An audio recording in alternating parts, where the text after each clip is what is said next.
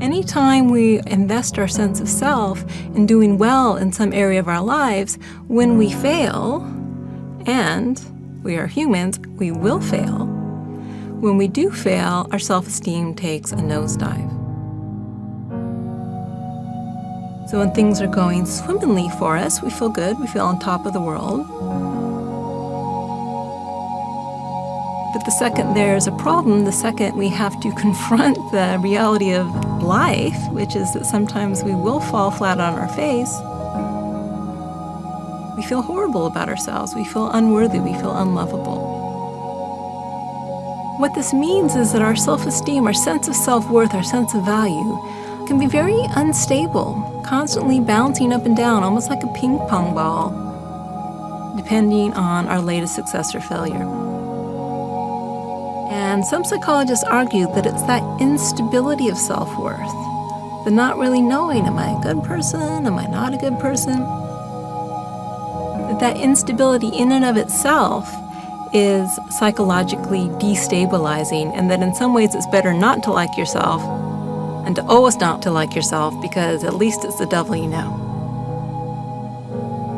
We spend so much of our time trying to feel good about ourselves in relationship to other people, and unfortunately, even if we manage to most of the time convince ourselves that, well, we're above average on this particular trait, sadly, there is always someone who's going to do it better. As soon as your sense of self-worth comes from that place of comparison, the end result is we often feel bad about ourselves. So if you want to ask, why do I feel so separate from others? Why do I feel so disconnected? It's largely because our culture tells us we always have to be competing with other people. We also have to be comparing ourselves with other people. It's really important to pay attention to this process. Not to judge yourself for it. It's all natural. We all do it. I think I'm above average. You think you're above average. It's just the way our minds tend to be constructed. But to recognize the suffering that causes us, that need to feel above average, to feel okay about ourselves. Self-compassion is such a beautiful alternative to self-esteem. It's such a healthier way to feel good about ourselves.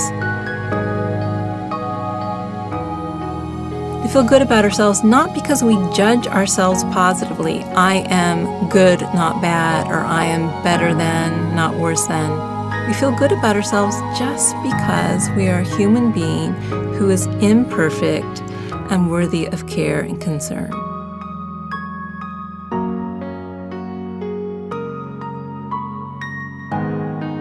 Self-esteem comes from judgments. Do I judge myself positively? Self-compassion comes from love. Can I relate to myself kindly, no matter whether I succeed or fail? In fact, the beauty of self-compassion is it steps in precisely when self-esteem deserts us. When we fall flat on our face. When we look in the mirror and don't like what we see. When our performance is outshined by another.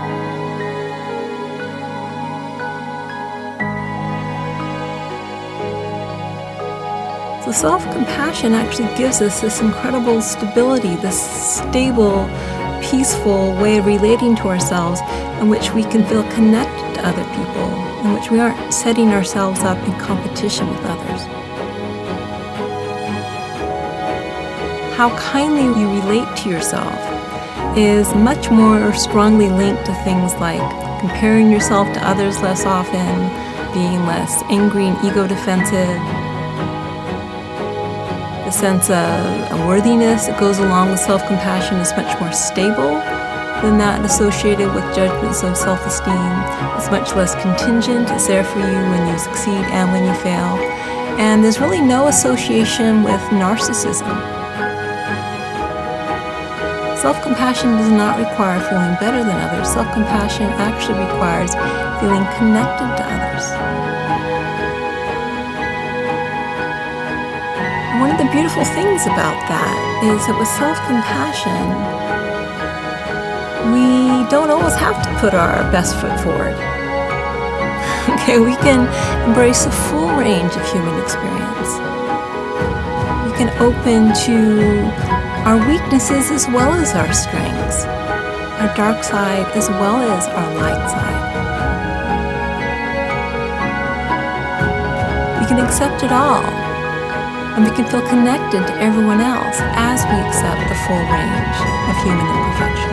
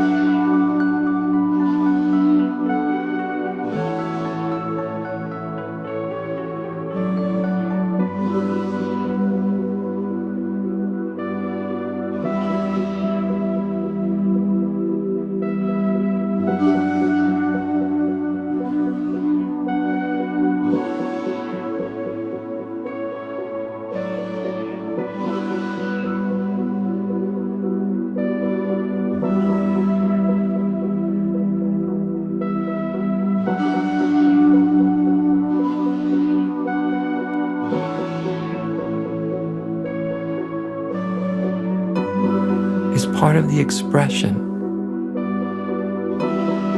of your unborn nature,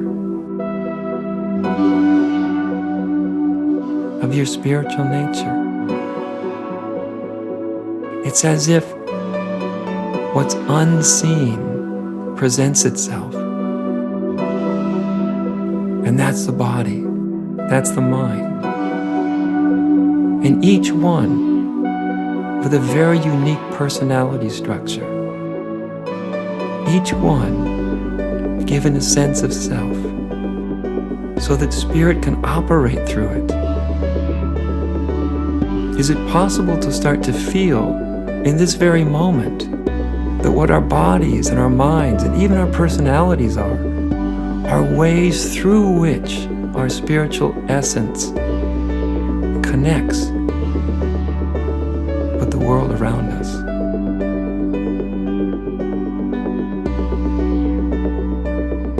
But these bodies and minds are actually sensing organs for spirit. It's a way that our spiritual essence gets to experience its own mysterious creation, to be bewildered by its creation, to be marveled by it,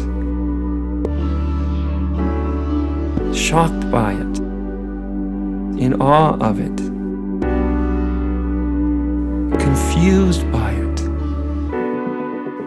All of that coming from spirit, from that pure potential that contains every possible outcome. From the standpoint of our spiritual essence, nothing is to be avoided. No experiences are to be run away from. Everything in its way is a gift. Even the painful things, even the things our mind would insist and argue weren't gifts. Really, all of it's an expression of spirit. Sometimes we're clear. When we're clear, we act in clear ways.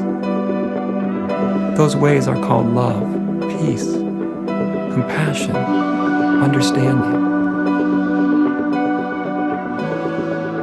When we're not clear, when we're confused in our mind, when we believe things to be true that aren't, how do we act?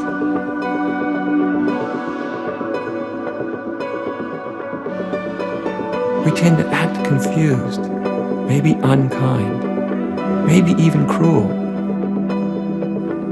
When spirit comes into form, this is part of its potential too. It can become confused, and when it does, then we experience negative emotions, and we act on them. But really, ultimately, it's just a state of confusion. Remember, our true spiritual source and essence isn't just goodness, isn't just happiness. It's everything and nothing. There isn't a force outside of our spiritual essence. It's an infinite potential. That includes everything. And our lives, yours and mine, are proof that our spiritual nature contains everything. That we can become clear or confused. That we can act loving or cruel. And all of that depends on how clear we are. How much we really know what we really are. And if you look back over your life, isn't there something about you that always remains unchanged?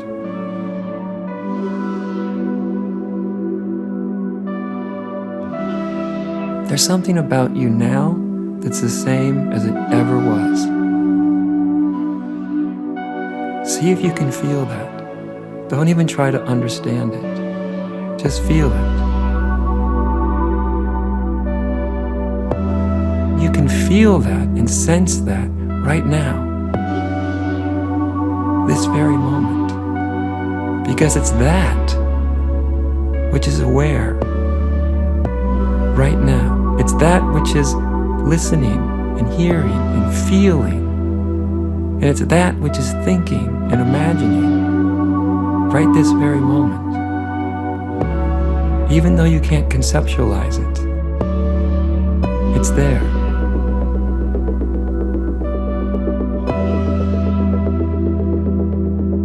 Something you can't quite grasp, but you can never lose.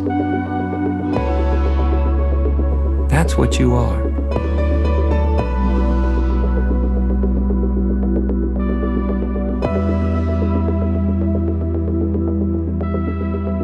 Your body, my body, everybody's body, everything you see, every blade of grass,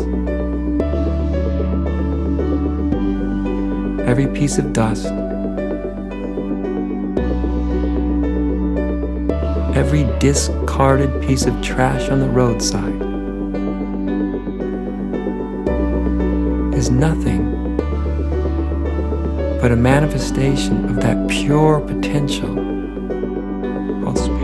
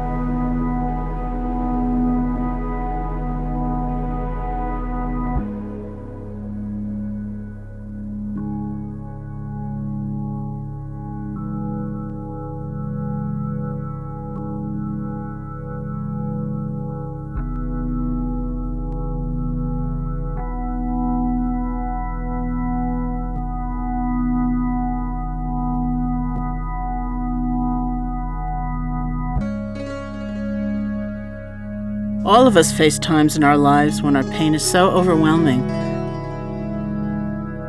that we feel entirely lost in it. It is suffering that forms a seal around us, leaving us no place to go, no remove from which we can safely consider our distress. It transposes itself into more of the lead weight of desolation. At times like these, not only do we find nothing to place our hearts upon,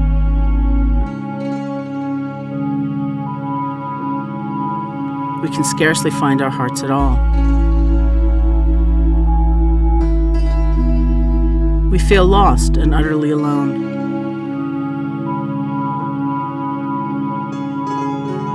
It's as though we are curled in a dark alleyway while others nearby are in a restaurant enjoying their meals. drinking fine wine, choosing their desserts from among the many selections. If we cry out, no one will hear us, and if they did, they wouldn't care. If by some chance someone cared, we wouldn't deserve it. Our pain is the most enormous thing in the universe and the most meaningless. The one direction that seems necessary, inescapable, is the night. This is despair. When we feel torn away from connection and purpose, we can end up so caught in our state of mind that the whole world seems to exist in reference to our pain. This is trauma, an intense, abrupt, and complete alteration of our circumstances, and it can throw us into the depths of despondency.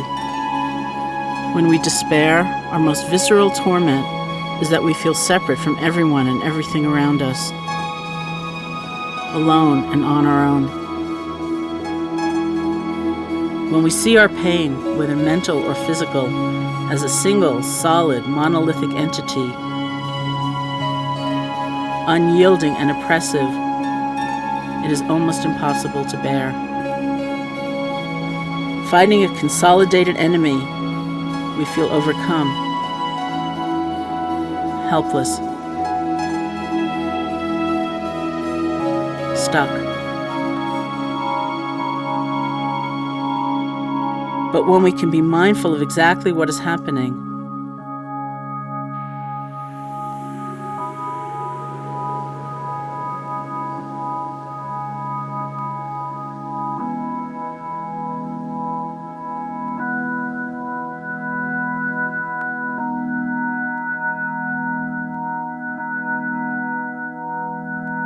when we take apart the pain, even though the experience may remain difficult, the pain becomes an alive system with movement and variation and flux.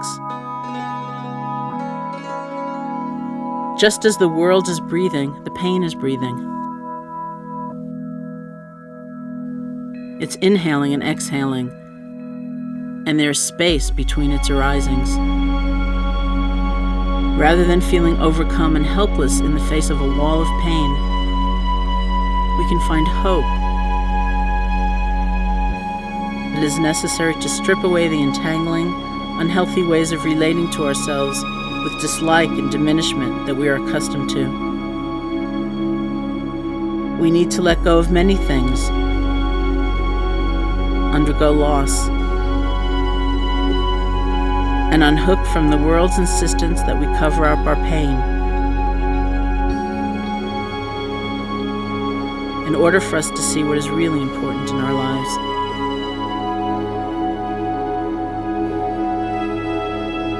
Sometimes unbearable suffering is going to be a part of our path, because sometimes it is a part of life itself.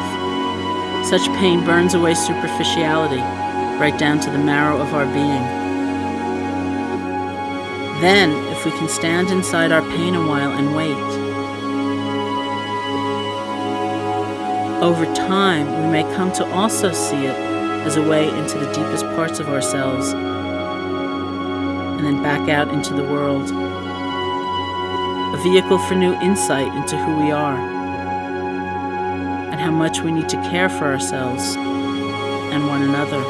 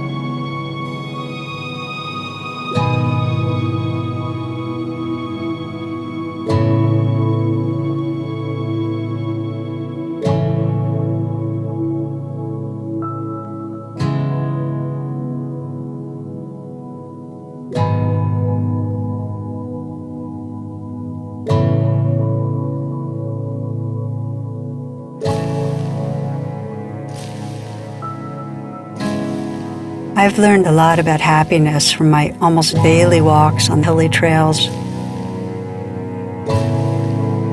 I once had very clear criteria for what made the best walk. Favorite time of year, which was early spring, with the budding greens. Preferred weather, which was sunny, mild. Best times to walk, sunrise, sunset. Number of humans around, none. Walks were the very best when I was feeling light, agile, and pain-free. Oh, how my mood would soar, grateful and happy when all the boxes were checked. But I started noticing how easily complaints could slide in when some of my ideal parameters weren't met, when they were undercut by cold, drizzly days or Sunday crowds or cranky knees. Out for a walk one evening, I finally got it. As I celebrated the glorious full moon coming up on the horizon, I realized the obvious. Happiness that depended on fulfilling my ideal walking preferences was like only being satisfied when the moon was full. In Buddhist teachings, there are two kinds of happiness. One arises when life is the way we want it. Beautiful weather, loving and harmonious relationships, accomplishment at work, our bodies feeling good. This kind of happiness is dependent on things going our way. The other kind, happy for no reason, doesn't depend on what is happening in our life, but rather is the freedom of our heart when we are unconditionally present, resting in an awake, open awareness. No matter what is going on, we basically sense that all is well. After the full moon realization, happy for no reason began creeping into my walks. I'd find myself appreciating natural beauty even on cold, gray days, enjoying the sense of fellowship when the trails were crowded, regarding my hurting joints with tender care, not discouragement.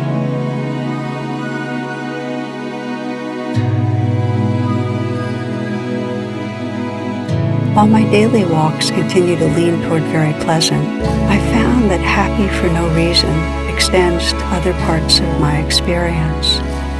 The pain when I'm feeling disconnected from others, the anxiety when I'm worried about failing at something, the fear and grief for those who are struggling, my sorrow for our earth.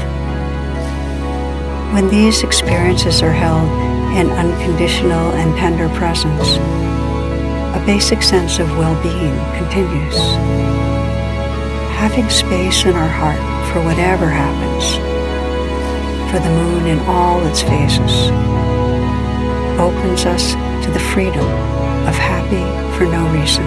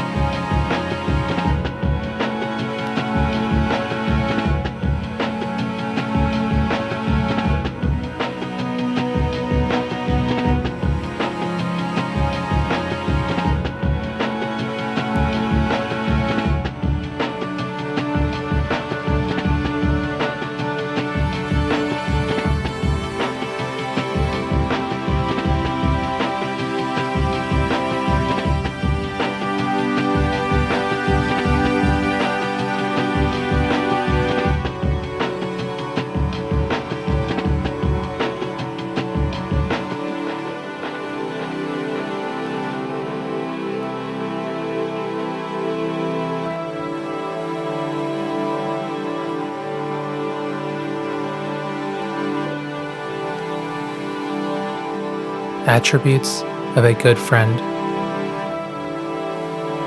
They feel like home. They are honest with you. They remind you of your power. They support you in your healing. They have a revitalizing presence. They hold a vision of your success. They support you in new adventures. They lift you up with joy and laughter. They bring out the best version of you.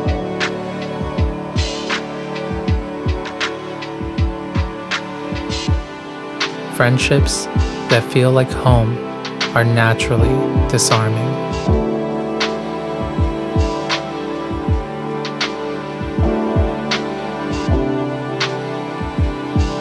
They remind us that we can stop the performance and come forward the way we authentically feel. The deepest bonds are spaces where vulnerability is welcome.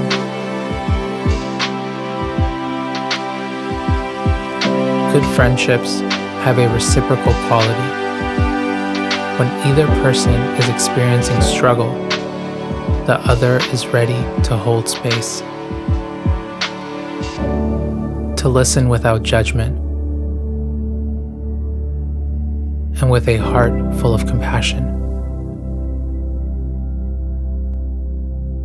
Meaningful friendships contain a bond that rises above competition.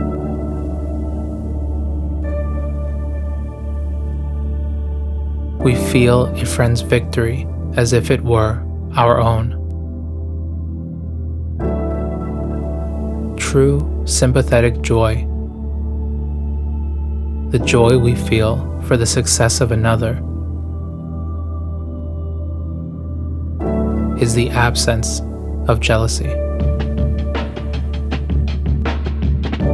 Friends who feel like family are rare. When you are together, a timeless spark lights up the path to joy, shared learning, and rejuvenation. You seek to support each other's happiness and naturally rejoice in each other's success.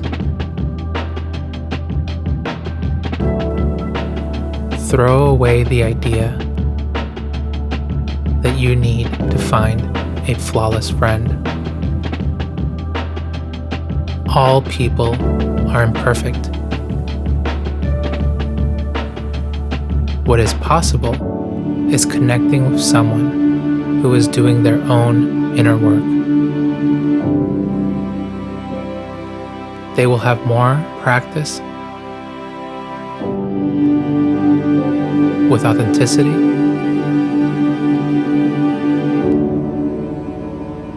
holding space, intentional growth, and self-awareness.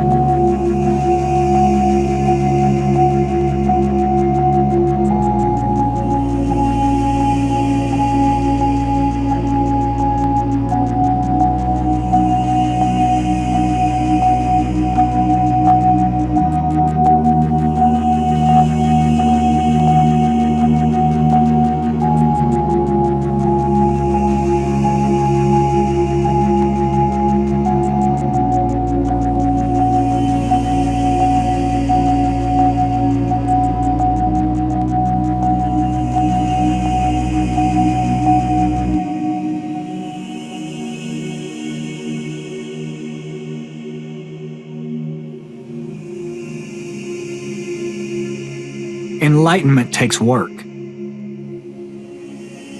which is why magic is a path of doing, as opposed to simply believing. The initial work of apprentice magicians centers on energy purification. But in the end, high magic is nothing but a series of techniques designed to promote enlightenment. Learning how to shape one's reality along the way is just one of the perks. Between the ego-dominated state of consciousness we operate from in our day-to-day lives and the evolved condition known as enlightenment stands a fathomless chasm. This is what we call the abyss in magic. We magicians see it as our true destiny to leap across that abyss. But again, it isn't easy. It can be a slow, messy, and fatal act to jump over the gap. And we can't do so until we release all attachments to this side.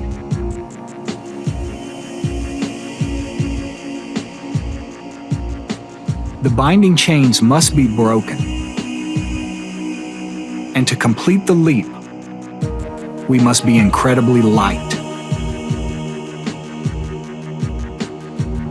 Enlightenment, or awakening, means to emerge from a state of unconsciousness, a state of ignorance. The world isn't anything like what most people think it is. And nearly everything we perceive on this side of the abyss is an illusion. Or, more accurately, layers upon layers of illusion. When we cross the abyss, we see through all of this and look upon reality with the clear sight of our infinite, true nature.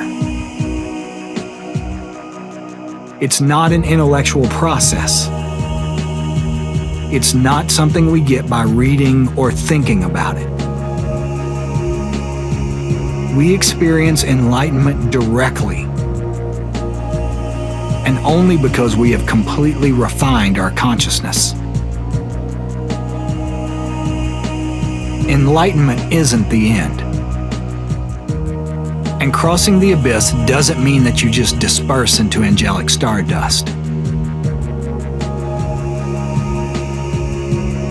In fact, awakening doesn't mean that you are somehow perfected, as if you were suddenly transported safely beyond the cares of the world around you. In truth, magicians who have crossed the abyss are still fallible and human. They just go about their business with a first-hand experience of what lies behind the curtain of the mundane world. This makes, and this is putting it lightly, a substantial difference. That's not to say that someone who has crossed the abyss doesn't go through notable changes. The differences are sometimes quite drastic. People have been known to change genders, move to the other side of the world, and completely sever ties to toxic relationships. It all depends on the person. Enlightenment isn't for everyone. At least, not in this life. Although most people who devote themselves to magic will meet with tremendous growth and advancement, not everyone is meant to cross the abyss. Accordingly, most of the techniques that enable magicians to thrive in this world are meant for those who are not able to free themselves from the ego in this lifetime, which is also why we have practices that promote good karma. Kind deeds, such as donating to charities and feeding the homeless, are wonderful and necessary, but they shouldn't be mistaken for the path to awakening in and of themselves. Good karma is essential, however, in order to obtain a blessed rebirth in which one is finally capable of crossing the abyss. One way to conceive of good karma is a lack of psychic residue. We collect the psychic residue over time from the ego-based thoughts, feelings, and all sorts of other impurities generated by ourselves and others. I'm referring to it somewhat metaphorically, but if you could actually see all of this gunk, you would look something like an object that had been lying on the ocean floor for years and years, barnacled, silty, and encrusted with mud. Only by continually freeing yourself of this residue will you be able to get a clear view of your true nature and that of others.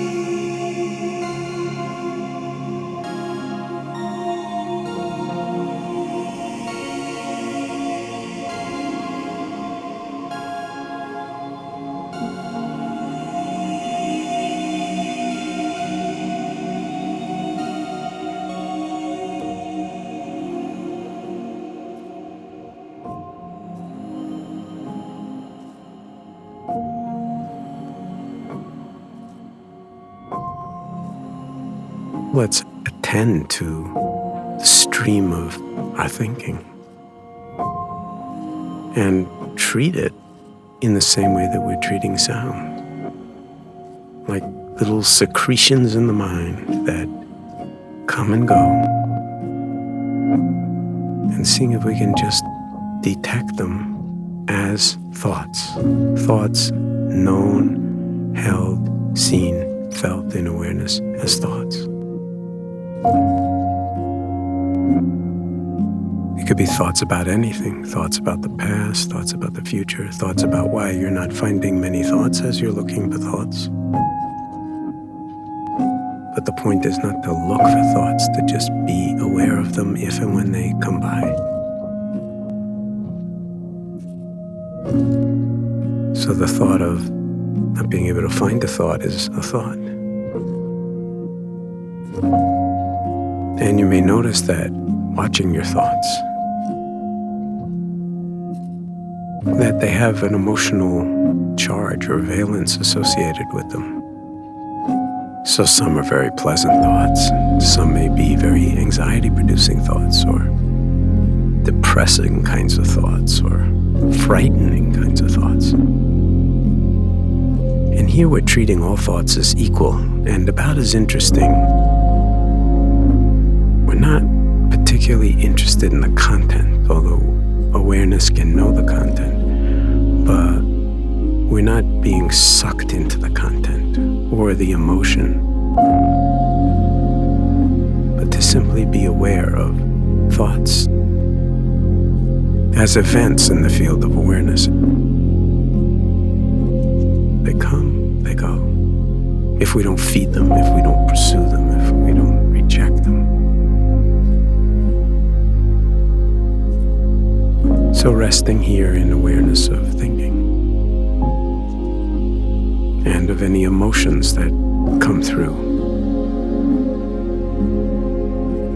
whether they're on the sad side or the scary side or the angry side or the happy side or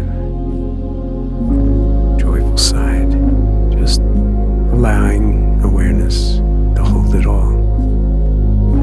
Thoughts and feelings, as if they were sounds, not taking it all so personally. Noticing how often they want to pull us into the past. or obsess about the future, planning, worrying, and just being the knowing, resting in awareness as the thoughts and emotions come and go like waves dancing on the sea. What's unfolding in the mind, in the heart, in this moment. The awareness being already free, not plagued by the thoughts, not tormented by thoughts, not imprisoned by them, just knowing them and befriending them and settling into the stillness and the spaciousness and the silence that awareness already is. And there's freedom right inside this moment, this sitting here, this being human, this knowing that's bigger than thinking, this befriending of the mind and the heart as they are, this befriending of silence and stillness that are so native to our experience as human beings and also so foreign because we ignore them so much. Moment by moment, knowing what's on your mind. Moment by moment by moment, knowing, feeling what is in your heart. Right here, right now.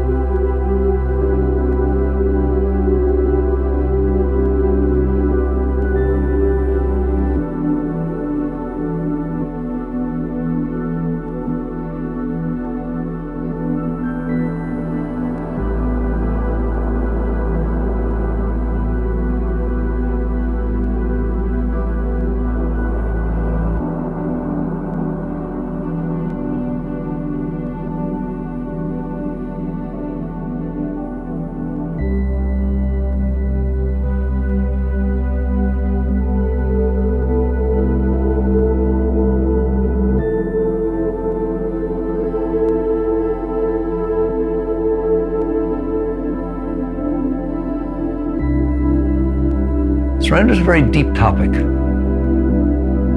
In fact, some masters of many different traditions have said that the ultimate and highest spiritual path is the path of surrender.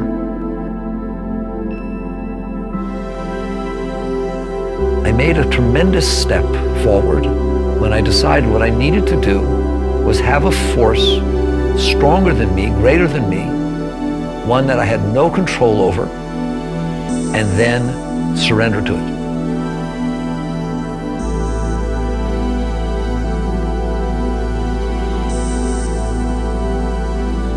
Instead of listening to my own mind with my own opinions, my concepts, my views, my preferences, my beliefs, my hopes, my dreams, all the stuff that went on inside my head, could there be something that I listened to instead of me?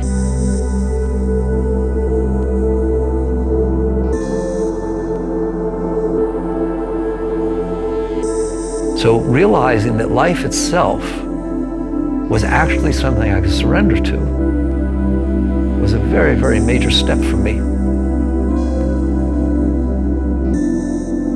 I never forgot for a moment that the entire purpose of every moment of this was letting go of myself.